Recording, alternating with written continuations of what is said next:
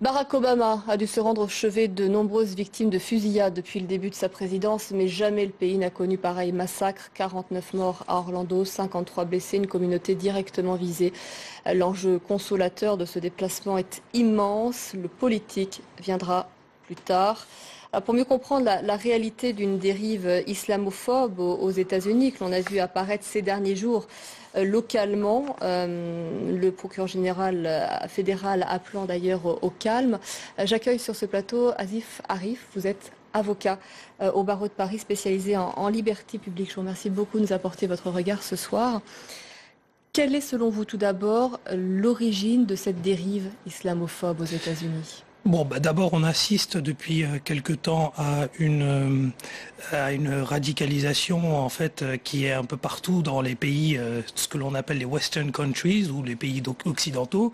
On a vu ça en France avec les attentats de novembre, on a vu aux États-Unis avec San Bernardino, et cette radicalisation en fait entraîne une polarisation des sentiments des deux côtés. C'est-à-dire que plus le discours en fait se radicalise du côté de Daesh également, même si Daesh reprend à son compte un certain nombre d'initiatives solitaires qui sont menées par certains individus, eh bien, on se rend compte que de l'autre côté, le politique également se radicalise.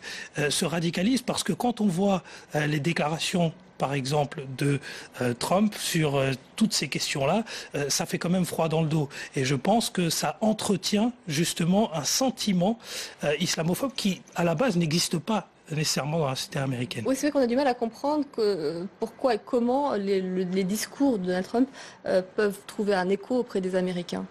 Parce qu'ils se sentent face à ce phénomène terroriste qui se répète un peu partout dans les pays Enfin, ce qu'il faut comprendre, c'est que c'est pas une initiative isolée qui a fait qu'aujourd'hui on en est arrivé là et qu'aujourd'hui les Américains se sentent, je pense pas qu'ils se sentent islamophobes au sens propre du terme, mais ils se sentent en menace perpétuelle. Mais c'est parce que ce discours de menace perpétuelle est aussi entretenu par nos hommes politiques. Regardons par exemple Trump, ses déclarations suite à ce qui s'est passé à Orlando. Ça a été de dire je vais arrêter les flux massifs de réfugiés syriens qui viennent aux États-Unis, alors que quand on regarde les chiffres, depuis que l'administration Obama est là, il y a 6000 réfugiés syriens qui sont venus, représentant 1,2% de l'ensemble des réfugiés sur le territoire américain. Il faut quand même remettre les choses en perspective. Donc je pense que c'est ce discours un peu flou qui entraîne justement tout un fantasme en fait dans l'imaginaire collectif, on peut dire ça comme ça, qui fait que en fait les gens entretiennent une sorte d'islamophobie. Ouais. Je vous remercie beaucoup d'être venu nous en parler sur ce plateau. Merci à vous.